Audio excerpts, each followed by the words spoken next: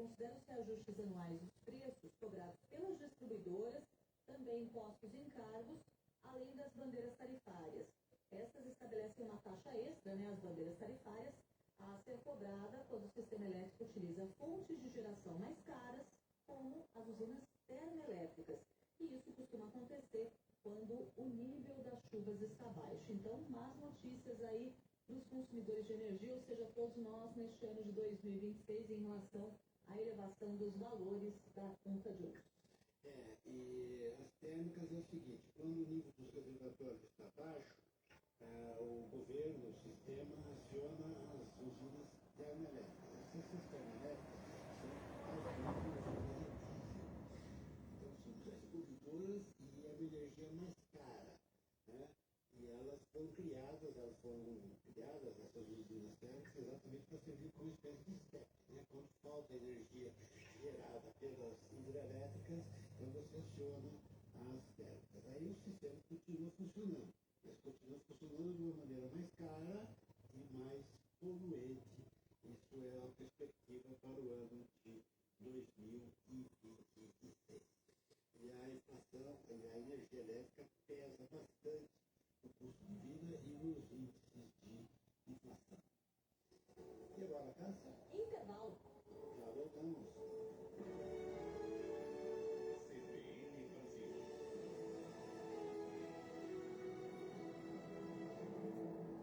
A terra é nossa fonte de vida. Na semente, nasce o alimento que nos nutre. Para o uso melhor dos recursos naturais e um agro mais sustentável, a FAESP, Senar e sindicatos rurais oferecem orientação técnica e gerencial, qualificando o produtor e melhorando a gestão do campo. Para mais informações, procure o Sindicato Rural Patronal mais próximo da sua região. FAESP, Senar e sindicatos rurais de São Paulo. A força que vem do campo. Seu Toyota foi feito para durar. E agora a sua tranquilidade também. São até 10 anos de garantia para modelos a partir de 2020. Acesse toyota.com.br e visite uma concessionária Toyota. Toyota 10. A garantia que só Toyota oferece. Desacelere seu bem maior na vida.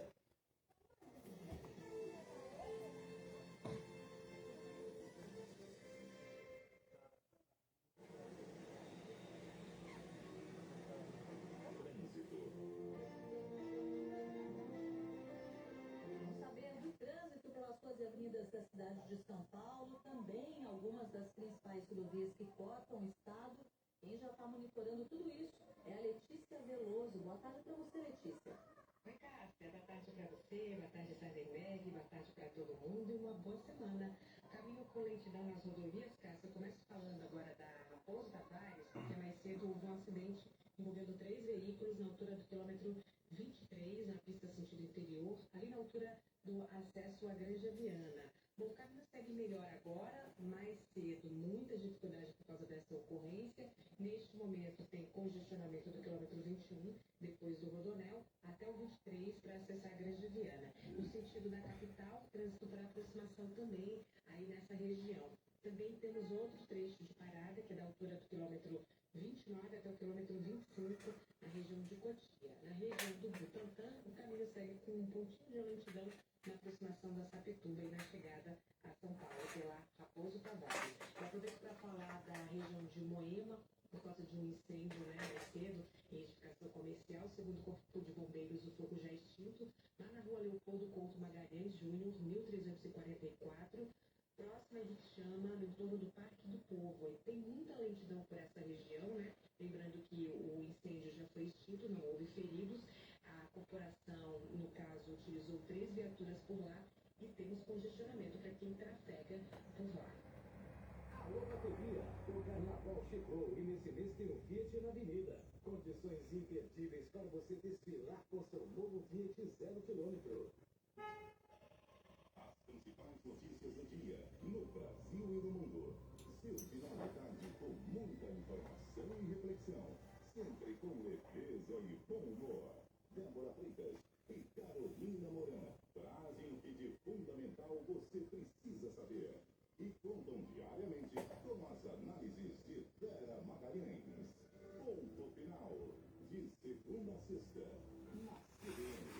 Oferecimento de energia capilar para quem espera mais de um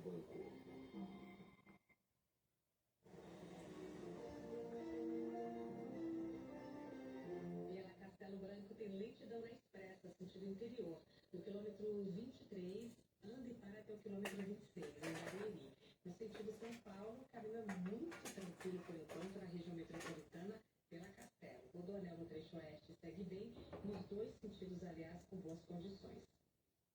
Na Honda Daikan, taxista em público PCD tem mais vantagens. Newcity LX em promoção. Mais bancos em couro e porta antifurto cortesia. Acesse daikan.com.br.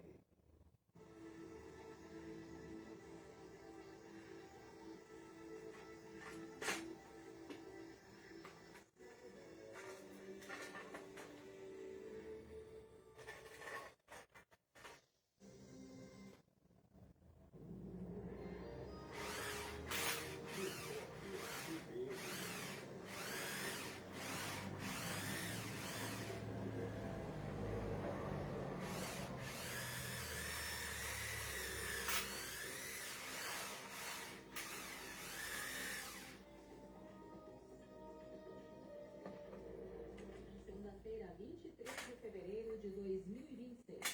A Justiça Federal em Minas Gerais inicia daqui a pouco, por volta da 1 da tarde, as audiências de instrução relacionadas ao rompimento da barragem da cidade de Brumadinho. Esta fase deve durar até o dia 7 de maio do ano que vem. A Vale, a Prestige e os gestores executivos das duas empresas são réus na ação penal, que envolve 272 homicídios e crimes ambientais. O rompimento da barragem de rejeitos da mina Córrego do Feijão aconteceu em 25 de janeiro de 2019. A Vale reassinou o respeito à vítima e o compromisso com a reparação integral dos danos. A empresa informou que não comenta ações judiciais em andamento. A UESP anunciou a suspensão provisória por uma partida do jogador de Benfica denunciado por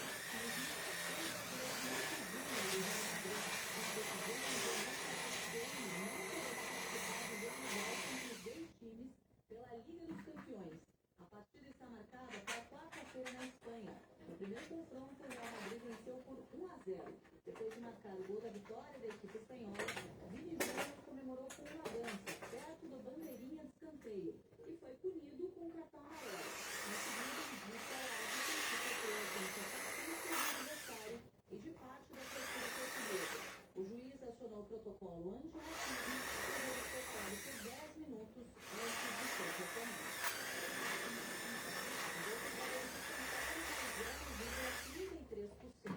Aos 189.911 pontos. O dólar comercial está em baixa de 0,65%, cotado a R$ 5,14. O euro vale 6,06, queda de 0,45%. No horário de Brasília, 12h33.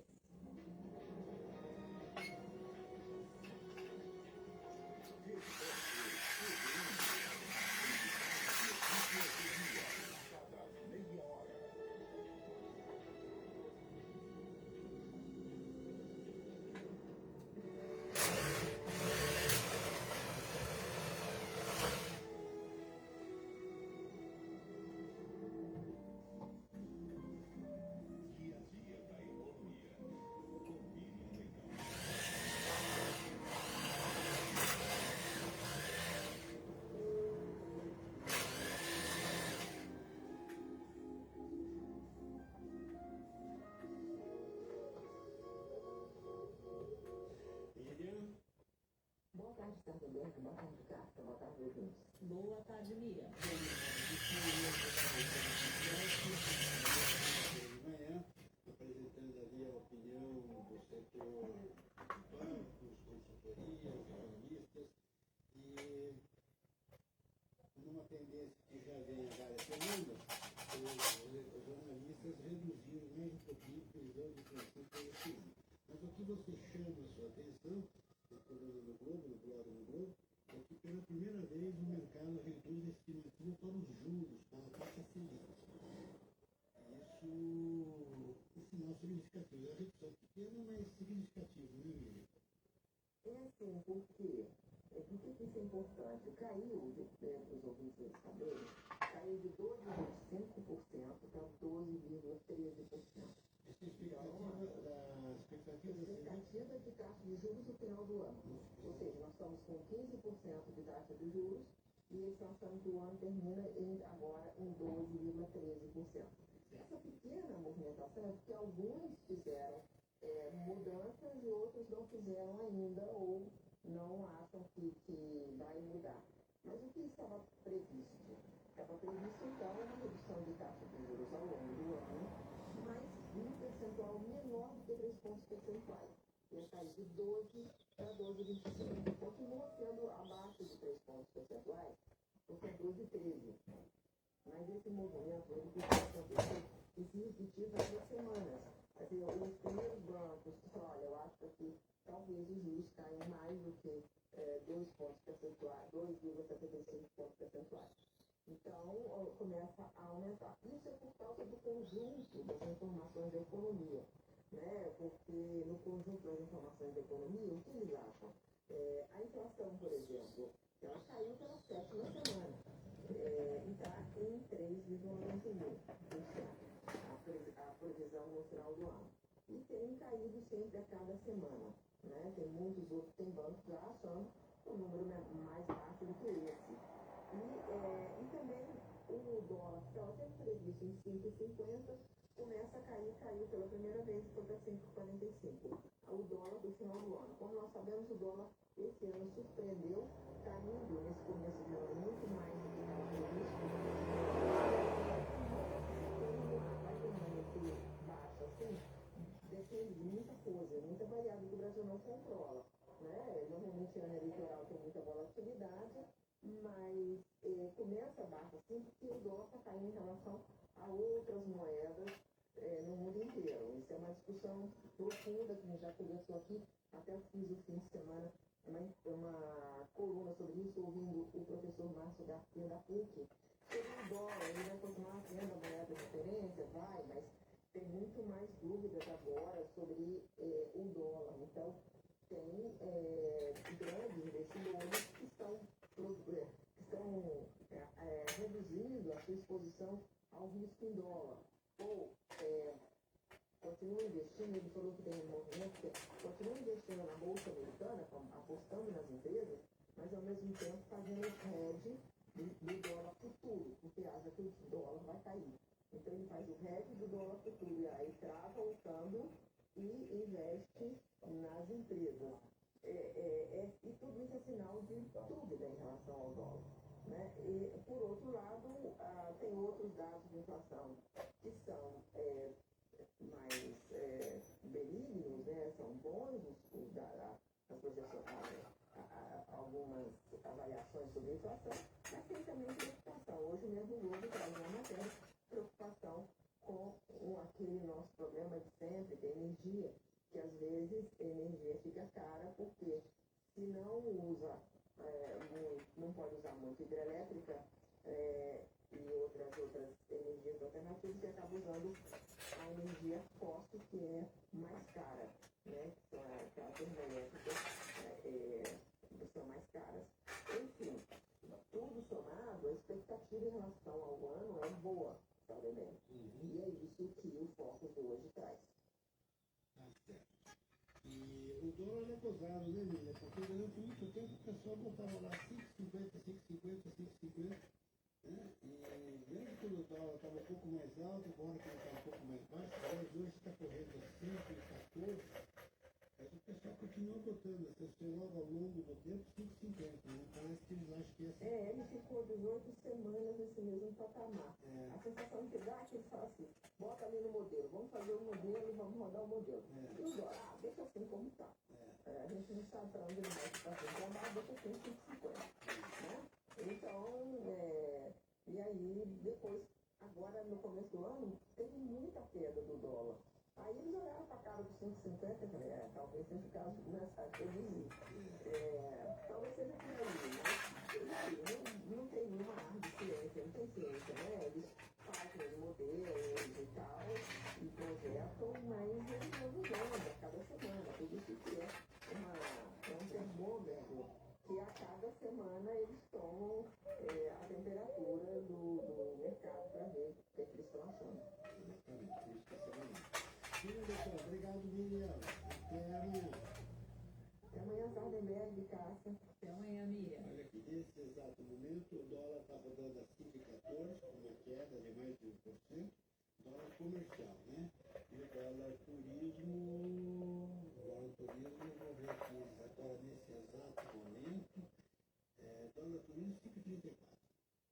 5,34 também com uma pequena queda. E agora, Cássia? Intervalo. Já voltamos. CBN Brasil.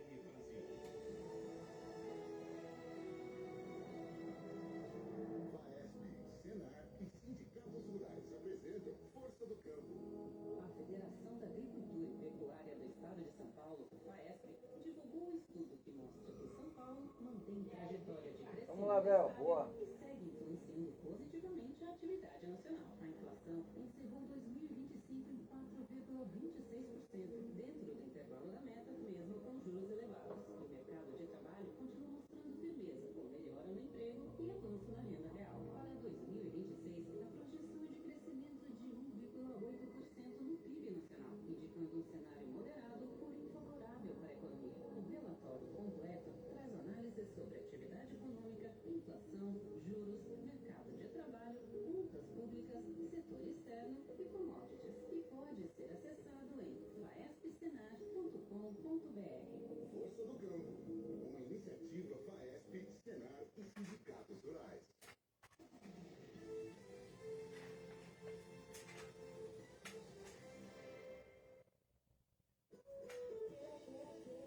Como música é 100% natural, cozinha de primeira.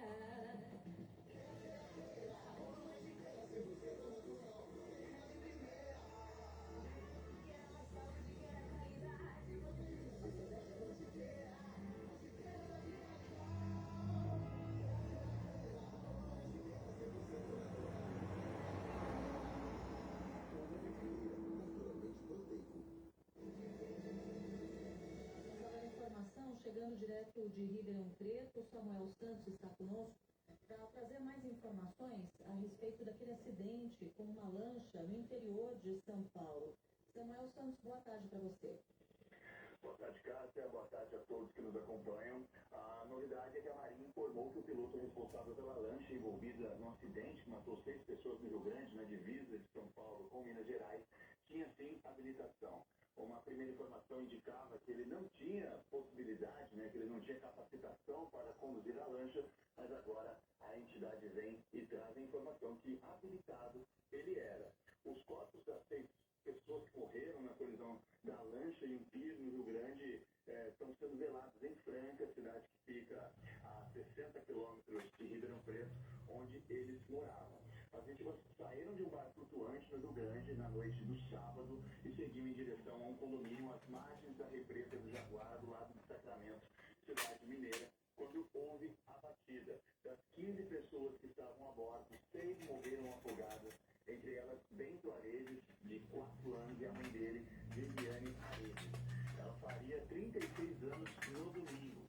Todos os corpos estão sendo velados em Franca, como eu disse. 2 enterros já aconteceram, de mãe e filho, Bento Aredes e Viviane Aredes. Já foram enterrados às 10 horas da manhã e agora à tarde vão ser os enterros de Juliana Fernanda, de 40 anos, Wesley Carlos da Silva, de 45 anos, quem conduzia a lancha, e também Érica Fernanda Lima, de 41 anos, além de Marina Rodrigues Matias, de 22 anos. Dia de muita tristeza para Franca, Cássia. Sem dúvida, todas essas vítimas nesse acidente. Agora a retificação dessa informação a respeito da habilitação do condutor. Então, teria sim habilitação, ele que acabou sendo uma das vítimas desse acidente. Esse foi o repórter Samuel Santos. NV Steak, trazendo excelência, inovação, tradição e sabor há 35 anos. NV Steak é onde o churrasco evolui com o tempo, mas mantém a essência. Obrigado a todos que fazem parte da nossa história no NV Steak.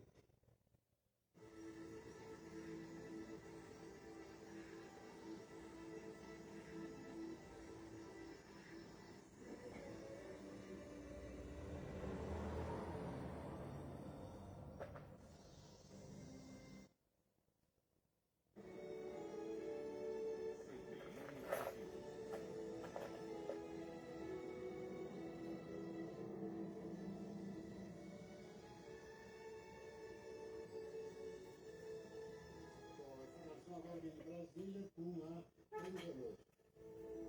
Oi, Sardenberg. Olha, o filho do ex-presidente Jair Bolsonaro, Carlos Bolsonaro, disse que as coisas do PL são bem desencontradas e que todas as peças parecem se encaixar para deixar o país cada vez mais isolado.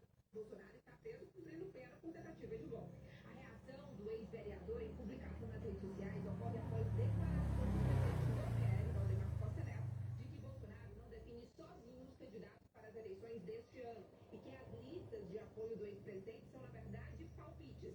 Valdemar confirmou à CBN que o acordo sempre foi Bolsonaro indicar candidatos ao Senado e ele indicar os governadores. A sugestão, segundo Valdemar, foi feita pelo próprio Bolsonaro. Já o líder do PL no Senado, Carlos Portinho, disse à CBN que o ex-presidente deve indicar os candidatos ao Senado e também ao governo. Bolsonaro é responsável, ele sempre disse, todos sabem, pelas indicações ao Senado e o partido, as indicações ao governo. E assim deve acontecer, tendo Flávio como articulador do presidente Bolsonaro. Realmente, o presidente precisa, e disse, conversando sobre isso, quando decidei eleger aqueles no Senado, não só para que a gente tenha a maioria, mas aqueles alinhados com ele que não tenham rabo preso, senão nada adiantará. Em resposta ao presidente do PL, Carlos Bolsonaro ressaltou que foi orientado pelo pai que faria uma lista de pré-candidatos que ele apoiaria tanto ao Senado como aos governos estaduais e que o PL poderia dar uma força, inclusive em outras situações, sem citar quais. E acrescentou ser estranha a repetição de fatos como esse, segundo ele, de forma acentuada. Em outra publicação no X, Carlos Bolsonaro declarou que o PL está organizado para atacar os filhos de Bolsonaro. Essa outra reação foi a fala do ex-assessor do deputado federal Nicolas Ferreira, que utilizou um trecho de um vídeo do ex-deputado federal Eduardo Bolsonaro para aumentar as tensões entre os dois. No sábado, após visitar Bolsonaro na prisão, Nicolas Ferreira afirmou que Eduardo não está bem ao dizer que ele e Michele Bolsonaro estão em tese em relação ao apoio a Bolsonaro à presidência, o que demonstra a divisão dentro do partido com trocas de pastas frequentes entre os dois. Sardenberg. Muito obrigado. Essa informação de Ana Veloso, direto de Brasília. E agora, mudando de assunto, Cássia, é o seguinte: você sabe que a Enel, que é a concessionária aqui da cidade de São Paulo e em outros lugares, ela é uma multinacional de origem italiana. Né? E hoje, o presidente global da Enel, que é o presidente da multinacional, que é o italiano Flávio Cataneo, saiu com uma ideia, não sei como é que poderia classificar. Então, eu vou dizer qual é a ideia dele. Eu estou lendo essa informação no noticiário do Valor Pro, que é o noticiário online do Valor Econômico. Ele diz o seguinte: o presidente da Enel uma alternativa para São Paulo a substituição de árvores de maior porte, localizada na área de concessão da empresa, por outras de menor tamanho, que não atinjam as redes aéreas. Ele disse que a proposta seria uma alternativa mais imediata, mais simples e mais barata à construção de redes subterrâneas. É a alternativa, é a solução melhor, definitiva, mas que é muito cara e exige investimentos muito elevados. O Flávio Cataneo, ele disse que São Paulo é a única grande cidade do mundo em que a rede elétrica é basicamente aérea. Apenas em alguns lugares é que ela é subterrânea. Diz que metrópoles como Madrid, Paris e Roma é o contrário. A maior parte da rede é subterrânea e alguns bairros e tal existem trechos de redes aéreas. Mas nesses casos, os trechos de redes aéreas passam por sobre árvores menores. Então, a proposta dele é cortar as árvores grandes e colocar no lugar as árvores menores. Lembrando que qualquer programa de manejo de árvores em qualquer cidade é feito levando em conta uma série de coisas. Não é uma solução simples assim. Você sai cortando todas as árvores e simplesmente substituindo por árvores menores. Né? Não é simples de jeito nenhum. Né?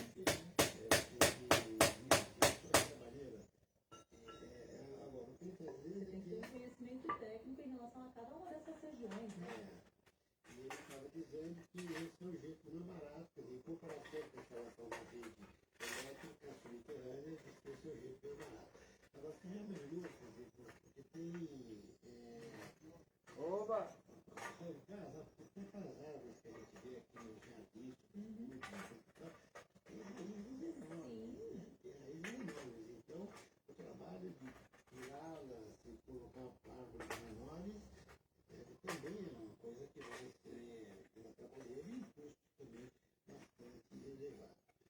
E, enfim, a viabilidade vai ter que ser pensada. De todo modo, é essa ideia que ele está levantando, mais ou menos estando ele na defensiva, né? Porque ele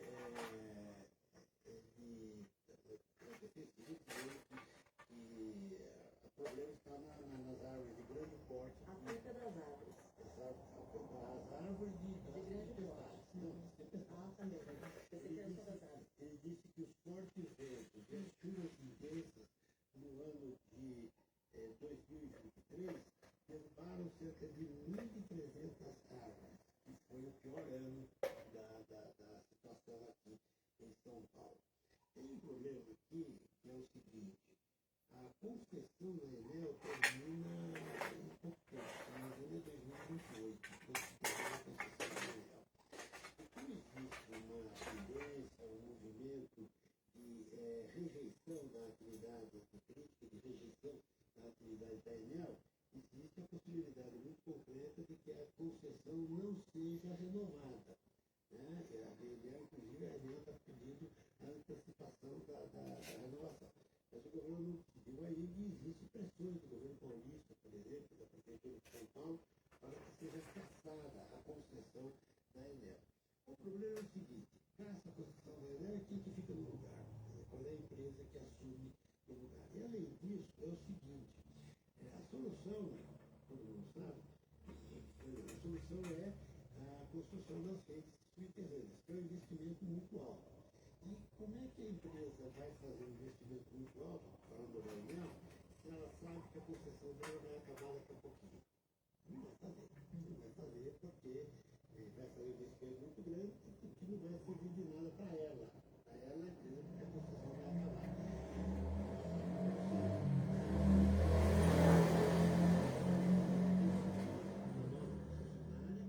Prazo determinado, um prazo mais longo, para que tornasse viáveis os novos investimentos. E daí mais uma. Agora, o Flávio Catanhos que vai levar essa ideia de troca de árvores ao presidente Lula e ao ministro de Minas e Energia. Intervalo. Já voltamos. Antes do intervalo, a gente tem informação com a nossa reportagem, chegando agora direto de Belo Horizonte. Quem está conosco é a Desirê Miranda. Boa tarde para você, Desirê. Ei, Cássia, boa tarde para você, para o Sardenberg e para os ouvintes. A Polícia Militar prendeu em Frutal, no Triângulo Mineiro, o presidente da Cooperativa dos Cafeicultores e Agropecuaristas de Ibiraci, no sudoeste de Minas Gerais, investigado pelo sumiço de mais de 21 mil sacas de café que estavam armazenadas em barracões da cooperativa. O mandado de prisão contra ele foi expedido em janeiro e desde então o suspeito estava foragido. Elvis Vilhena Faleiros, de 40 anos, é natural de Franca, no estado de São Paulo. As investigações começaram em dezembro do ano passado, quando 30 produtores rurais de Franca e Cristais Paulista, em São Paulo, e Claraval e Cássia, em Minas Gerais, procuraram a delegacia da Polícia Civil para relatar que as sacas teriam desaparecido dos armazéns da cooperativa. 179 cafeicultores foram prejudicados. Segundo a Polícia Civil, o empresário retirou as sacas do armazém, do qual detém 50% da propriedade. Ele vendeu a produção para clientes à revelia dos cooperados e alegou que usou o valor para abater as dívidas da cooperativa. Entretanto, em entrevista à CBN, o delegado Estevão Ferreira disse que ainda não foi possível comprovar o destino do dinheiro. Até agora a gente não sabe dizer para onde foi esse dinheiro. Ele alega que foi para quitar dívidas da própria cooperativa, mas a gente ainda não conseguiu, assim, comprovar isso certinho, sabe? Ele apresentou vários documentos fiscais, né? Mas a gente não conseguiu apurar se são genuínos, né? As alegações. Então, também isso não influencia no fato de que o café subiu, né? E aí, de toda forma, também, os bens já estão bloqueados, contas bancárias, então, isso aí o canal já atualmente não é relevante. O prejuízo estimado é de cerca de 50 milhões de reais. Inicialmente, a estimativa era de mais de 130 milhões, mas após as investigações, a Polícia Civil confirmou o prejuízo real. Em depoimento, outros 2 diretores da cooperativa confirmaram a crise financeira da entidade. Por determinação da Justiça, Elvis Vilhena e outros 2 diretores da Focapil tiveram patrimônio penhorado para ressarcir os prejuízos. Em nota, a defesa do empresário disse que a prisão ocorreu dentro da normalidade e que todas as determinações judiciais serão cumpridas. Os advogados afirmam ainda que Elvis já fez acordos com produtores para fazer o pagamento de todas as sacas de café pendentes e que nenhum produtor ficará no prejuízo. O inquérito já foi concluído e remetido ao Ministério Público de Minas Gerais. Cássia. Muito obrigada, essa foi a Desirê Miranda. E agora, Carlos Alberto? Intervalo. E já voltamos. CBN Brasil.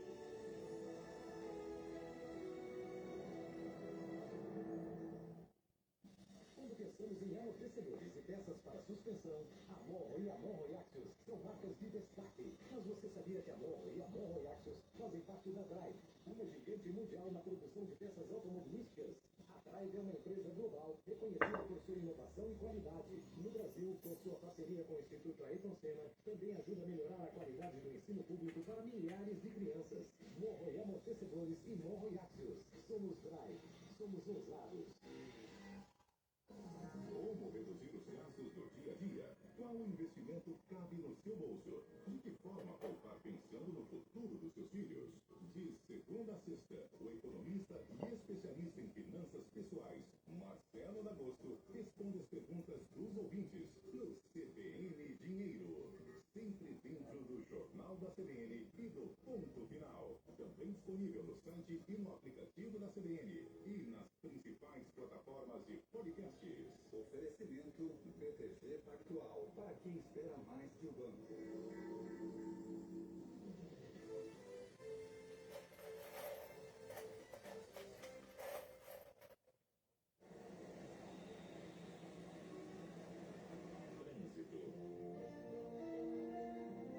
Tem lentidão pela Radial Leste, no sentido do centro, reflexo de uma ocorrência, um acidente envolvendo 3 veículos no sentido do centro, na altura do viaduto Pires do Rio, próximo a Salim Faramaluf. Ainda tem lentidão por lá. Para o bairro, caminho é melhor. A KDI Seguro Residência, praticidade que protege sua casa quando o inseto aparece. Conte com a KDI Seguros, certeza que te deixa seguro. Fale com um corretor. O convidado do novo episódio do podcast Como Eu Cresci, que trocou os baldes de água da infância no semiárido do Rio Grande do Norte por uma tecnologia que já poupou mais de 1 bilhão de litros de água em grandes empresas brasileiras. Eu vou gerar uma redução de gastos porque eu quero um percentual disso. Se eu não economizar, não recebo nada e você manda embora. Camilo Torquato conta como abandonou uma carreira estável no setor de petróleo para fundar a T&D Sustentável. Ouça essa conversa comigo, Leandro Gouveia e Mariana Iwakura, editora-chefe de pequenas empresas e grandes negócios. O Como Eu Cresci está disponível também em vídeo no Spotify e no YouTube da Rádio CBN. Oferecimento Itaú Empresas.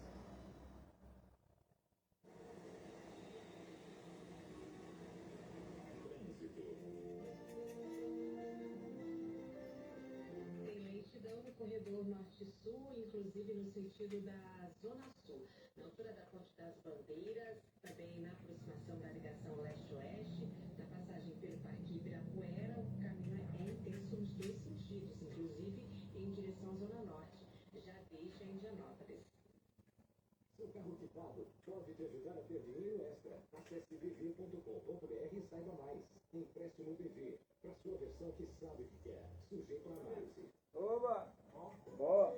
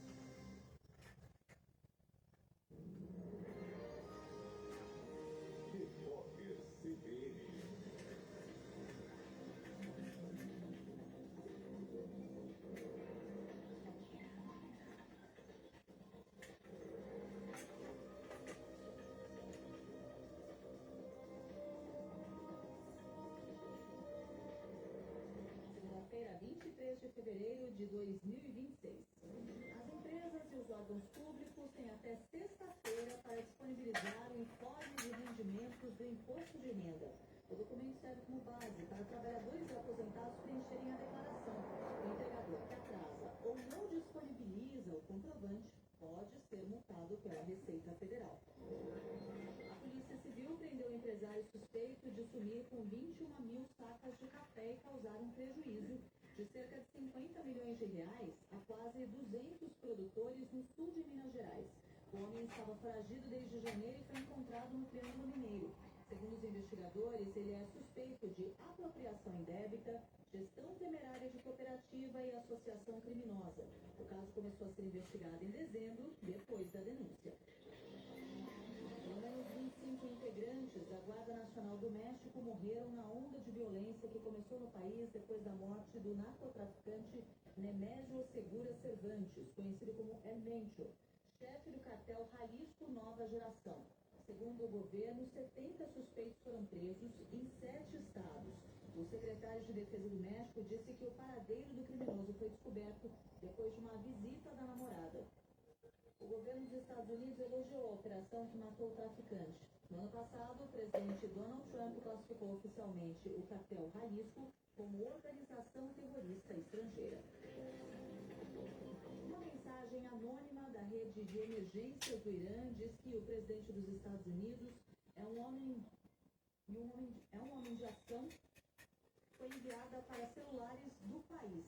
A informação foi divulgada pela imprensa local. Imagens desse texto circulam em redes sociais. As autoridades ainda não sabem se o sistema foi invadido. Estados Unidos e Irã terão na quinta-feira uma nova rodada de negociações sobre o programa nuclear de Teherã. No horário de Brasília, 1h03.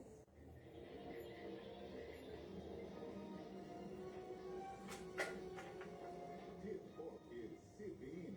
As principais notícias do dia, a cada meia hora.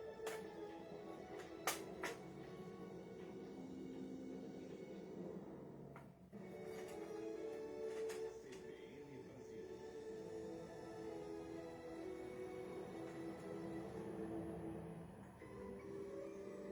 CBN Sustentabilidade. Com Rosana Jabobá.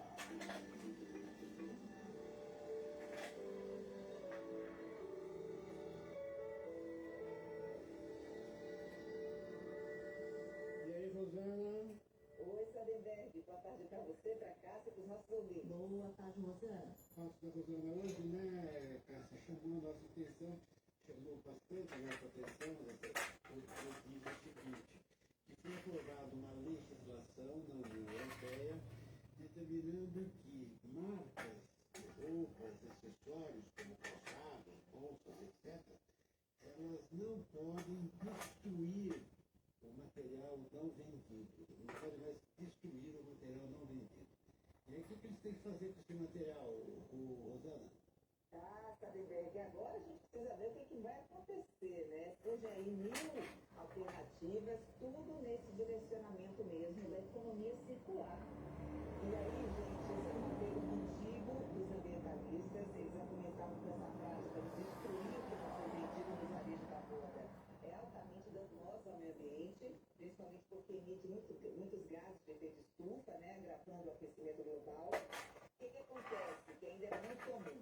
Marcas de luxo, como Chanel, Gucci, Louis Vuitton, elas pegam o que sobrou das coleções e enviam para incineração em formas industriais, ou então trituram essas peças. A Burberry, que é uma marca inglesa muito famosa pelos casacos, admitiu que queimou o equivalente a 180 milhões de reais em roupas, em bolsas, perfumes, tudo isso em um único ano. Isso me dá um aperto no coração, viu, Cássia, falar uma coisa dessa, Nossa, né? dá mesmo. Fica babando por um casaco daquele. Já imagina aquele frente post bonitão lá pegando fogo, né? Exatamente, pegando fogo. Agora, por que eles fazem isso? Para evitar a falsificação e proteger o valor da marca. Na cabeça deles é melhor destruir do que vender barato, porque desconto reduz a percepção de exclusividade, né? Se você democratiza, deixa de ser um objeto de luxo, objeto de desejo, né? E aí o preço cai. E o preço cai, então perde o sentido para aquele mercado que é voltado apenas para um percentual muito pequeno ali da sociedade, a elite mesmo. Agora, não são apenas as grandes grifes que destroem as coleções, não. Tem marcas de fast fashion como Zara, H&M e Nike que também queimam ou trituram roupas e calçados, porque guardar estoque é caro. Você tem custo de armazenagem, transporte, gestão. Então, gente, são práticas inerentes a esse atual modelo de negócio da moda. Hoje, cerca de 9% de tudo que é produzido é incinerado ou triturado sem nunca ter sido usado. Isso é um escândalo. São 5 milhões de toneladas de CO2 por ano que são emitidas, o equivalente às emissões de um país inteiro como a Suécia. Então, os ambientalistas estão comemorando essa lei aí, aprovada pela União Europeia.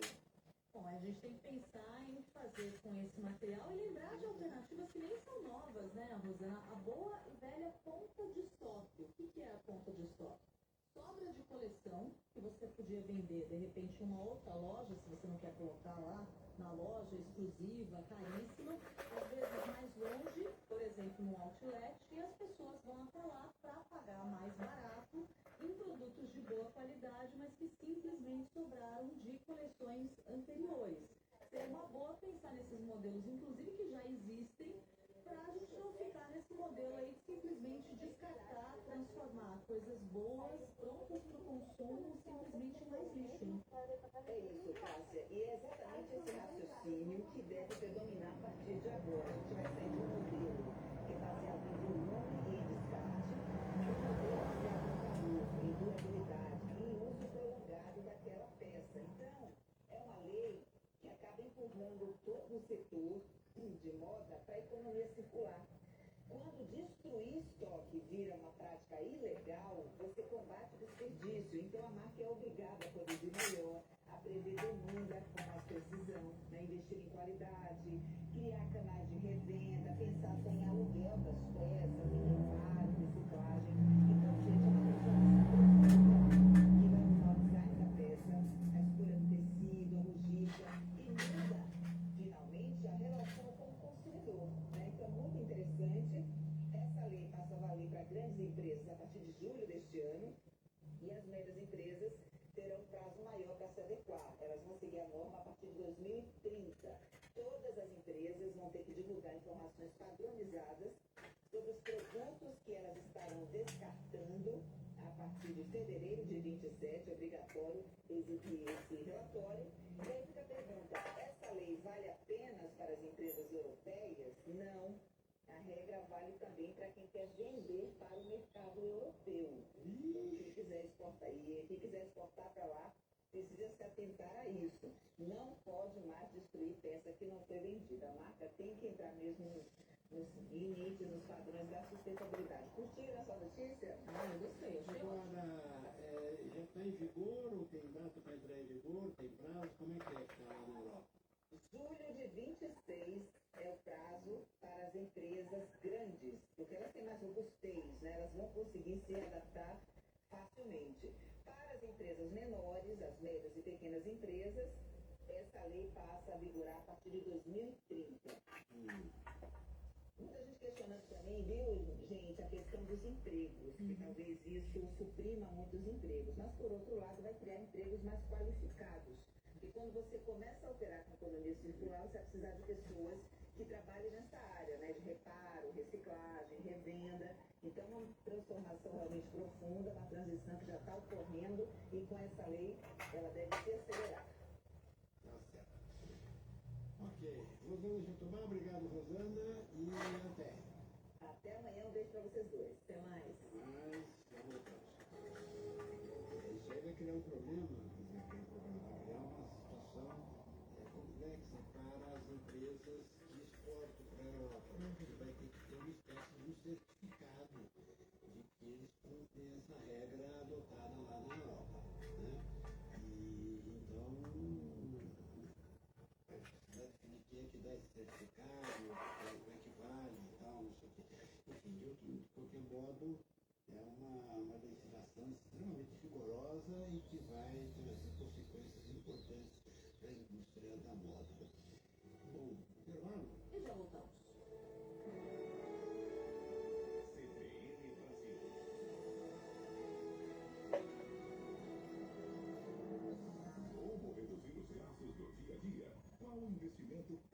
seu bolso. De que forma poupar pensando no futuro dos seus filhos? De segunda a sexta, o economista e especialista em finanças pessoais, Marcelo D'Agosto, responde as perguntas dos ouvintes no CBN Dinheiro. Sempre dentro do Jornal da CBN e do Ponto Final. Também disponível no site e no aplicativo da CBN e nas principais plataformas de podcasts. Oferecimento BTG Pactual, para quem espera mais do banco.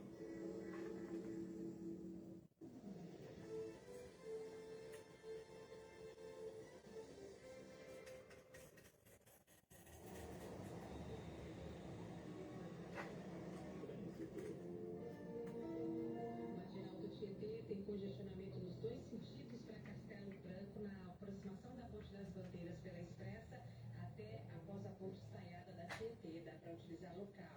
Lentidão pela Expressa Central, depois a ponte da Casa Verde, praticamente até o acesso à rodovia dos Bandeirantes. Neste caso, em quase todas as pistas. E na altura da Bandeirantes, pela local, caminho um pouco mais intenso pela Marginal. No sentido da rodovia Ayrton Senna, dificuldade após a ponte do Piqueri, neste caso até a altura da ponte da Vila Guilherme. Dá para utilizar Emmanuel Marchetti, Marquês de São Vicente e Norma Pretini e Gianotti. Quem utiliza a Avenida do Estado na região central encontra congestionamento na altura do Mercado Municipal.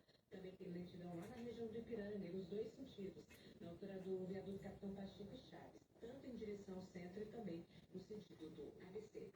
Oferta do dia, ovo hortifruti. Filé mignon bovino Angus por R$ 79,99 o quilograma. Passe na loja Ovo mais próxima e conheça o site ovohortifruti.com.br. Mais informações com a Marcela Matos a respeito dos impactos das chuvas no litoral de São Paulo. Impactos, inclusive, em rodovias, né, Marcela? Boa tarde. Boa tarde para você também, Cássia. Boa tarde para os nossos ouvintes. Impacto, inclusive, em rodovias. A Defesa Civil do Estado de São Paulo decidiu mobilizar o gabinete de crise em modalidade presencial até às 8 horas da noite de hoje para monitorar e coordenar as ações de resposta às chuvas intensas que seguem atingindo o litoral paulista. O alerta para chuvas fortes foi prorrogado, permanece válido ao longo do dia. Você falou a respeito das rodovias, né? Tem impacto interdição ainda na rodovia dos Tamanhos, entre os quilômetros 59 e 68. E como reflexo do temporal, a cidade de Ubatuba, no litoral norte, reconheceu oficialmente situação de emergência, uma medida publicada no Diário Oficial que permite a adoção de providências administrativas excepcionais para agilizar o atendimento às famílias atingidas.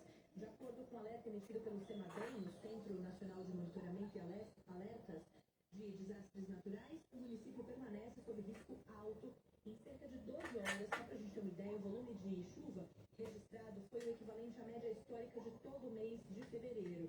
No bairro onde mais choveu, Seção da Quina, foram mais de 290 milímetros. 15 famílias desabrigadas foram hospedadas provisoriamente no hotéis do bairro da Lagoinha. Em Peruíbe, mais de 100 pessoas estão desabrigadas. Um abrigo solidário foi aberto numa escola que fica em Balneário Samburá para receber as pessoas que precisaram deixar as próprias casas. E, na mesma cidade, o trecho de serra da estrada do Guaraú foi liberado no sábado à noite depois de uma vistoria técnica, mas tinha sido interditado como ação preventiva. Uma ação que integra o plano de contingência da Operação SP Sempre Alerta, que é justamente feito para evitar acidentes relacionados às fortes chuvas. Em imagens que foram divulgadas pela própria prefeitura, é possível ver uma grande quantidade de água descendo pelo morro, com pontos de deslizamento de terra e também parte do asfalto deslocado. Em entrevista ao CBN São Paulo, o prefeito de Peruíbe, Felipe Bernardo, afirmou que, apesar da situação, esse não foi o pior temporal que atingiu a cidade nos últimos anos. No começo do ano passado, de 2025, praticamente o mesmo volume de água, até um pouco menos, nós tivemos quase 500 pessoas desabrigadas.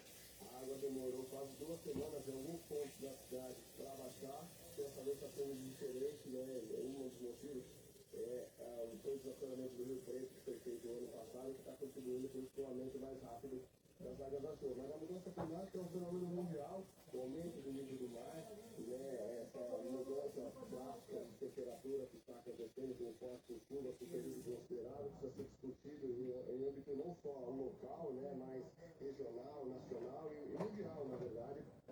Por enquanto, não há uma previsão para a liberação da rodovia de Tamanhos.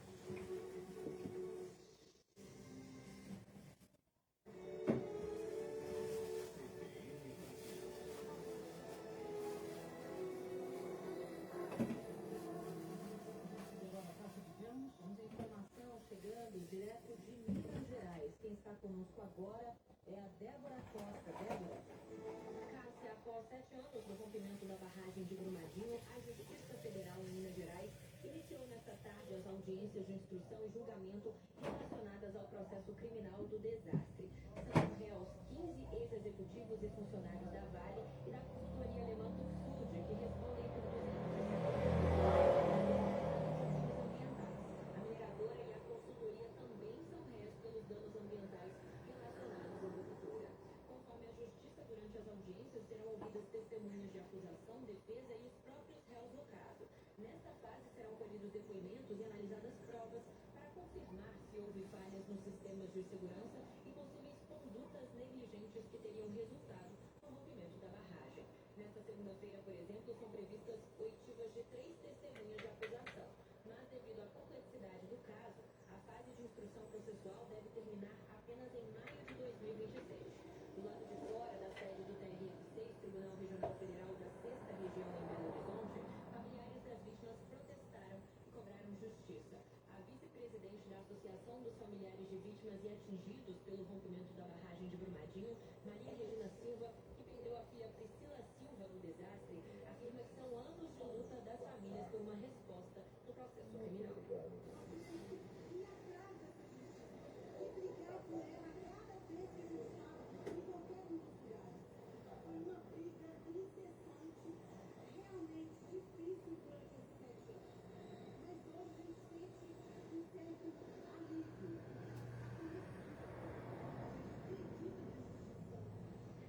Além dos 15 réus, o então presidente da Vale na época do rompimento, Fábio Schwartzman, aguarda julgamento pelo Superior Tribunal de Justiça que pode reverter a decisão que o retirou da ação penal.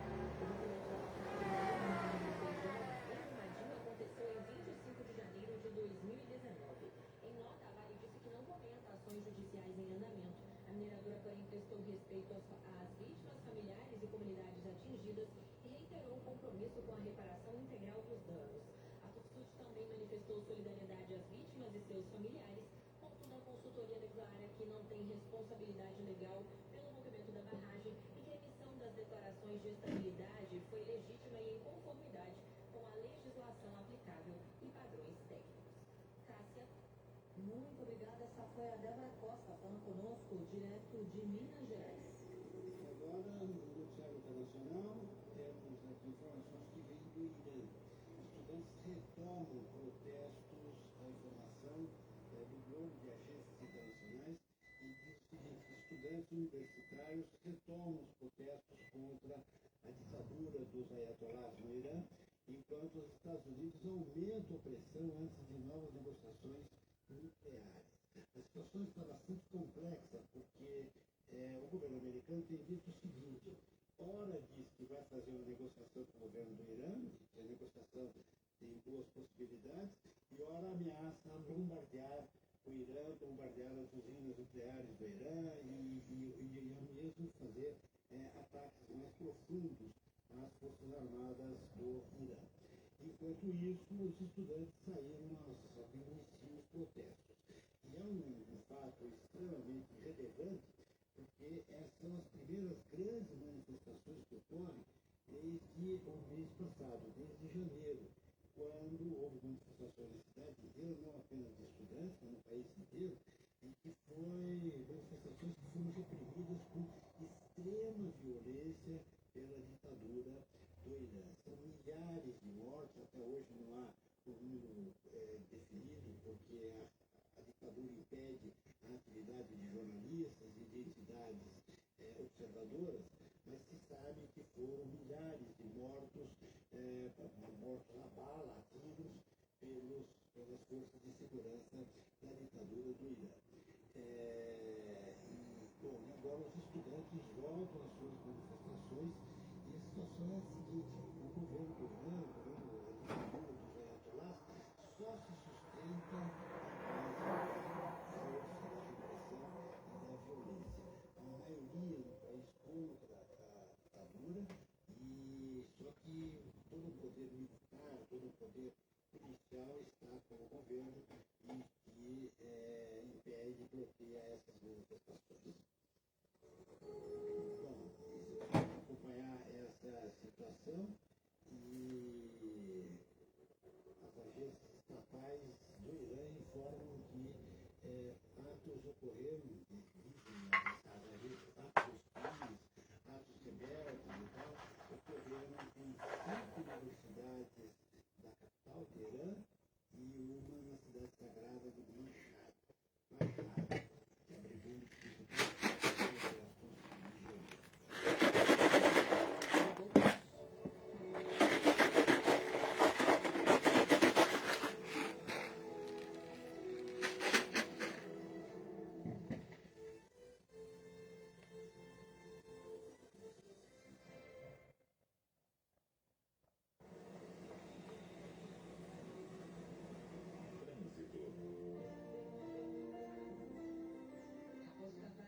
Tem lentidão no sentido interior, reflexo do acidente no quilômetro 23.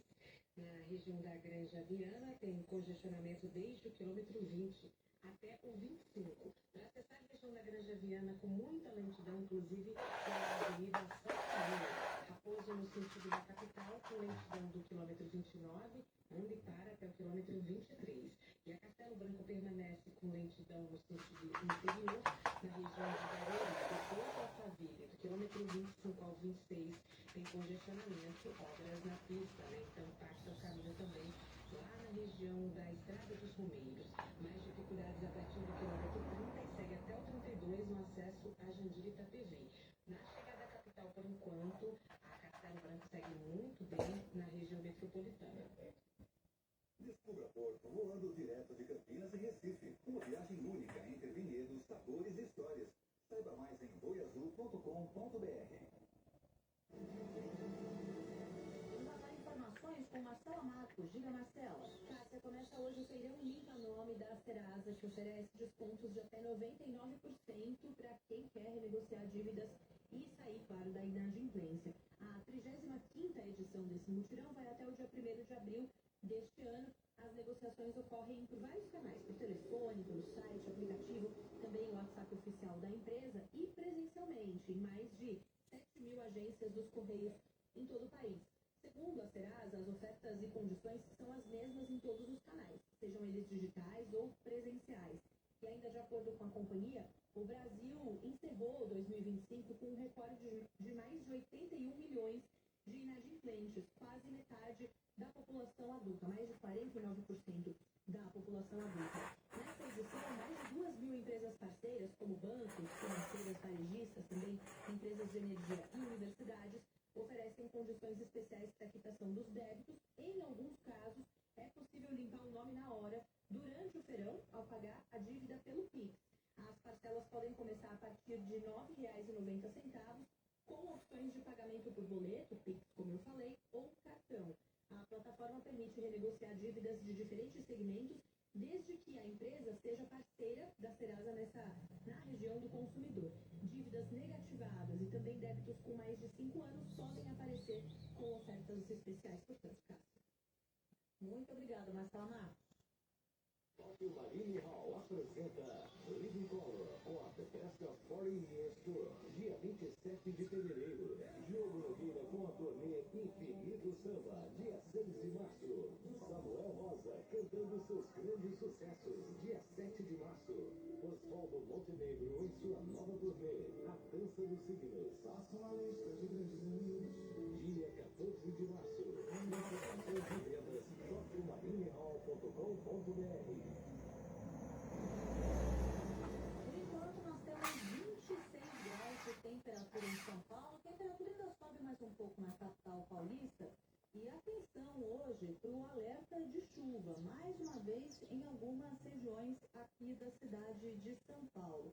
E em outras áreas do estado, a preocupação é maior, com que pode ser mais intensa. No litoral, a previsão é de chuva e chuva até mais forte. Inclusive, o litoral do estado, que já foi bastante castigado no fim de semana por causa das chuvas. E hoje, novamente, isso deve acontecer nessa região do estado.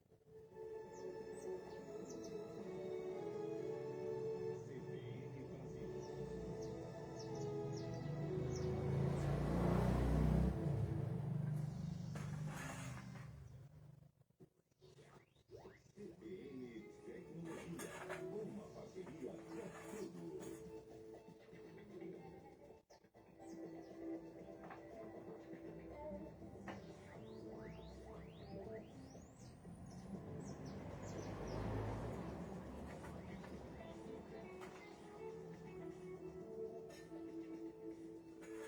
Hoje, com a Cecília Mendonça, que é editora de software do TechTube, aí Cecília, tudo bem? Oi, tudo bem, Gustavo? Boa tarde a vocês e todos os ouvintes também que estão acompanhando esse bem nesse momento. Boa tarde, Cecília. Opa, hoje eu trago para vocês uma cena um pouco inusitada. Imagina você abrir, vou dar um exemplo aqui, ChatGPT. Você faz a pergunta para ele, ele te responde como se ele estivesse meio alterado, que é preciso, não entende. Pouco ali, fora do eixo, por conta de drogas digitais. Já imaginou uma coisa dessa? Drogas digitais, eu nunca tinha ouvido falar disso. Você aplica alguma coisa para inteligência artificial, algum código e ela cai no barato, né? Pois é, exatamente. Você falou a palavra certa. Código, é exatamente isso. Está surgindo lá fora um mercado que vende essas chamadas drogas digitais para essas inteligências artificiais, especialmente o ChatGPT. A ideia é você mexer os parâmetros ali do chatbot para poder deixar as respostas mais criativas, mais livres, digamos assim. E aí, quem está por trás disso é um diretor criativo sueco que se chama Peter Ludwig. Ele criou a Pharmacy. Se alguém quiser pesquisar aí, vou soletrar aqui rapidinho. Como se farmácia em inglês, PHARMAICY.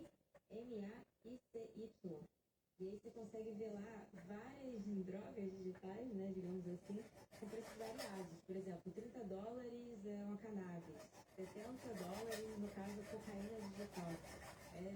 É um pouco assustador, né? Parece até episódio de série de ficção científica. Mas já está se tornando realidade, né? Esses módulos dos usuários, né? Nós, seres humanos, podemos comprar. E aí você insere esse código no ChatGPT, desde que você tenha o plano pago. Tem isso também, porque a OpenAI, que é a dona do ChatGPT, só permite que você mude, de fato, como que aquela IA vai responder se você tiver o plano pago. E aí você tendo isso, né? O plano Plus, Premium, assim, você consegue assinar esse código que você comprou ali na Pharmacy.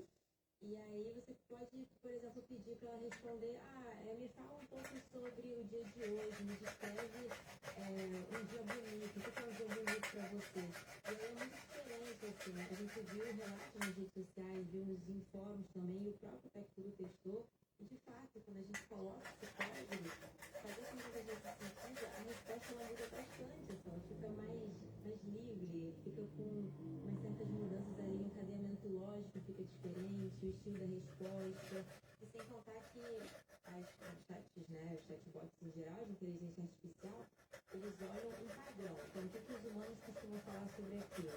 E aí, a partir do momento que você envolve uma droga digital, ele faz com uma aleatoriedade que fica um pouco confuso, assim, em vez de ele ter um encadeamento ali de pensamento mais lógico, e fala cada coisa aleatória, gente. Se vocês puderem testar um dia, é bem engraçado. Então eu imagino que para alguns conteúdos mais subjetivos pode até ser interessante. Agora, se você está pensando em conteúdos que envolvem lógica, que envolvem uma resposta que tem que fazer sentido, talvez não seja o caso, né, Cecília?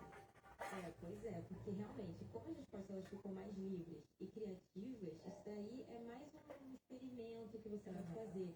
Não é tão focado em produtividade, né? Se eu quero, por exemplo, uma ajudinha para fazer um roteiro, para poder, poxa, tenho todas essas pesquisas aqui, eu quero resumir, né? É como se fosse uma vida real, né? A gente nunca vai incentivar aí o uso ilícito, né? O cara que tá chapado de maconha. Ai, não dá, né? Não dá, exatamente. A pessoa fica disfuncional. E aí a não seria diferente. Exatamente. Bom, na vida real, as pessoas que eventualmente abusem de entorpecentes podem ter problemas.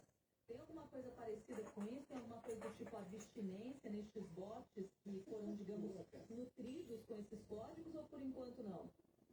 Nossa, essa pergunta é ótima. Olha, até então não, né? Como são códigos, é diferente de nós, seres humanos, que a gente precisa ter esse cuidado a mais, né? Quando a gente usa essas drogas ilícitas. E é até interessante, porque tem a opção de você comprar álcool nesse site. Então, também não é porque assim, álcool também é uma droga, né? Ali, como eles é. E, assim,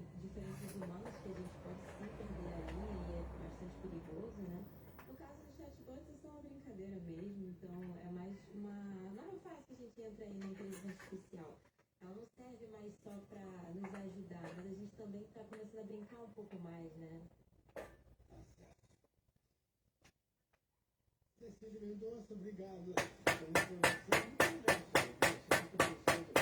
Muito legal, se você botar um código de drogas alucinógenas, por exemplo. É, tava vendo que tem até microdose de ayahuasca. Do quê? É, ayahuasca, interessante. Ah, é? É, aquele chá que é usado em religiões como Santo Daime, mas também fora, né, desses rituais. Ah, não sei quando custa. Boa tarde, né? Enfim, Tarde, tem essas boa. possibilidades aí. Eu acho que vai chegar de 50 dólares por salgado, mas Mais caro que a quem maconha quiser, digital. pois é. Quem quiser ver mais detalhes, lá no Top Tudo a gente detalhou bastante. A matéria foi até para o Condição da semana, então você teve bastante interesse. Obrigada, pessoal. Tá certo, obrigado. Até mais, Cecília. Cecília. Até a próxima. E agora.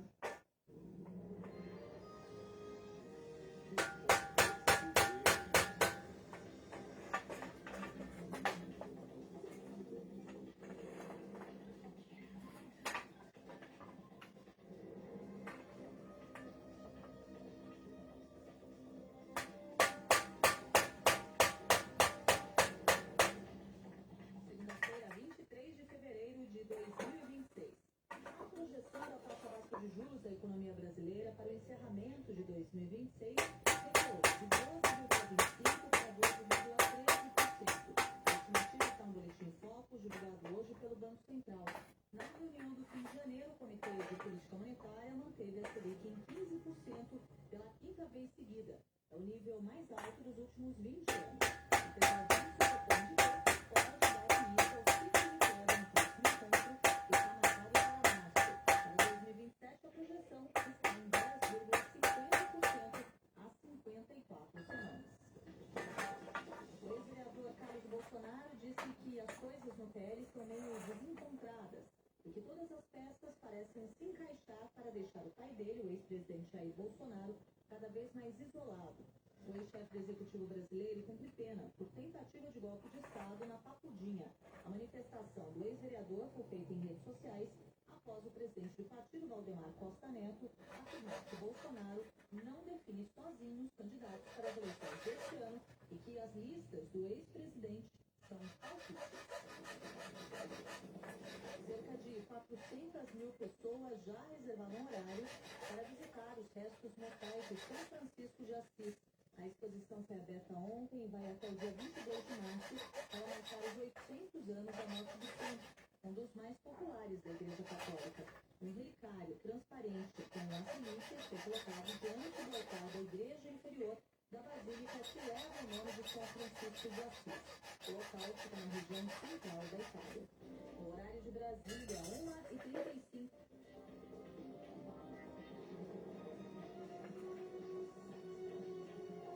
Repórter CBN, as principais notícias do dia, a cada meia hora.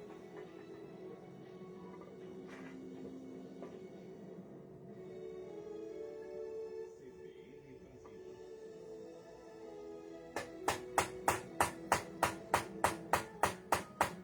Viva Voz, com Vera Magalhães.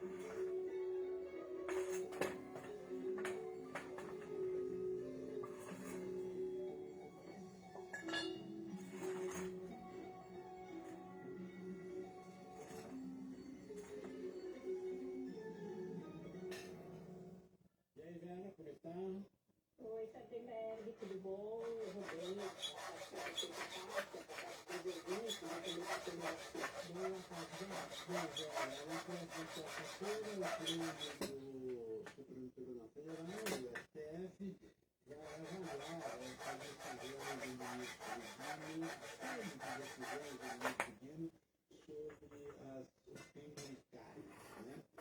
E há toda uma discussão nos bastidores em torno disso, porque tem só envolve o judiciário e envolve também o legislativo, né?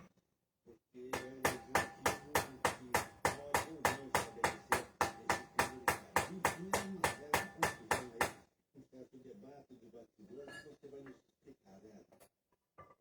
Pois é, no dia 5 de fevereiro, Sardelli, o ministro Flávio Dino proibiu o pagamento em todos os âmbitos da federação, em todos os poderes, de quaisquer remunerações que extrapolassem o teto constitucional de gastos, ou seja, quaisquer penduricários, né? E aí agora, na semana passada, ele editou uma resposta a vários questionamentos que ele tinha recebido de tribunais de justiça, de associações de juízes, de procuradores, esclarecendo trechos da decisão dele e acrescentando um que causou muita controvérsia, né? Ele dizia o seguinte, eu vou ler aqui porque acho que a gente vai precisar fazer uma análise semântica da decisão do ministro Flávio Dino. Ele disse que, reiterou tudo aquilo que ele disse que seria necessário o Congresso legislar a respeito dos extratetos, que isso era uma exigência, inclusive, da emenda constitucional que estabeleceu o teto de gastos lá atrás, no governo Fernando Henrique, e que nunca foi cumprida, que era desarrazoado, o Supremo está decidindo sempre em casos específicos sobre essa questão de teto, que já tinha decidido mais de 12.900 casos com isso, e que, portanto, estava na hora de uniformizar.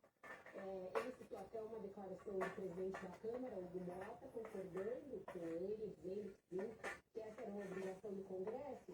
E aí, diante de várias reclamações que tinham surgido desde a decisão dele, ele entendeu por bem dizer que também não era admissível novas leis que tratassem dessa questão. Então, ele fez um adendo dizendo o seguinte, e aí todo mundo interpretou que ele estava querendo proibir a edição de novas leis, que o legislativo de todo o país fizesse novas leis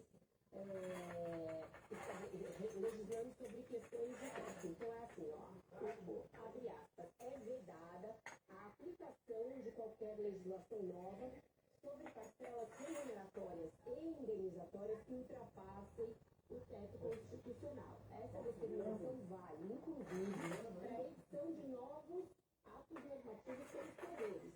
Ou seja, ele está dizendo que é vedada qualquer legislação nova sobre o tema. O que aliados do ministro estão dizendo, ele não vedou que os legislativos legislem, e sim que os órgãos que aplicam as leis apliquem alguma legislação nova que, portanto, autorize o pagamento dos penduricários. Parece uma filigrana, né?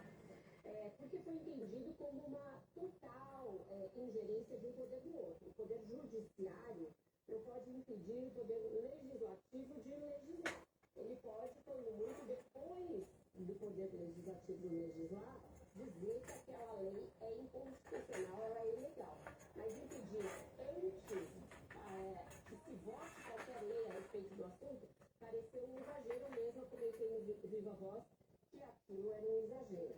E aí, diante da iminência do pleno julgar o caso, que vai acontecer na quarta-feira, como você bem lembrou, está aí havendo uma discussão a respeito do que ele quis dizer, né? Se ele estava realmente proibindo que legislasse, ou seja, que câmaras, assembleias e o próprio Congresso aprovassem qualquer lei sobre penduricários, ou que ele estava dizendo o seguinte, olha, até o Supremo Tribunal Federal decidir e até o Congresso votar uma lei complementar regulamentando o teto de gastos, fica vedada a aplicação. Ele está se apegando muito a esse verbo. O que ele impediu foi a aplicação de leis novas que tratem desse assunto. Então, provavelmente, essa confusão também vai estar presente no pleno do Supremo quando eles estiverem indo discutir o assunto. E a gente sabe que ali, né, naquele conjunto que hoje está com 10 ministros, porque ainda falta indicar um. Nesse conjunto de 10 ministros tem ali interpretações bem diferentes a respeito de penduricários. Tem vários ministros que já deram voto a favor da liberação de penduricários em vários tribunais, etc. Então, eu acredito que vai ser um debate ali bem acalorado a respeito da extensão da decisão do ministro e da sua aplicação. Eu, por exemplo, não arrisco um placar. Eu ia te perguntar agora, mas você tem alguma ideia, Vera, de como deve se definir essa discussão? Difícil dizer, né? Agora, pega por outro lado, Vera, para colocar mais confusão na história, a gente tem o seguinte, se eu digo o seguinte, olha, não pode ter nenhum penduricário que não seja previsto em lei, aí fica fácil, é só fazer uma lei, né? Só o legislativo fazer as leis e pode ter quantos penduricários quiser. Mas aí que tá, deixa eu responder primeiro para o Sardenberg e depois eu volto com você, Cássio. É assim, não pode estar previsto em lei. E aí o que começou a acontecer? Todos os PJs, por exemplo, estaduais, porque a gente sabe que é no judiciário onde mais se concentram os penduricários, começaram a articular com as assembleias legislativas a edição de leis para, entre aspas, lavar aqueles penduricários que eles já pagavam. Então você aprova uma lei específica e com isso o penduricário está, de certa maneira, legalizado. O que ele fez nesse complemento foi dizer, não, você não pode fazer isso. Só aí foi visto como um exagero ele dizer, ninguém pode legislar nada sobre esse assunto.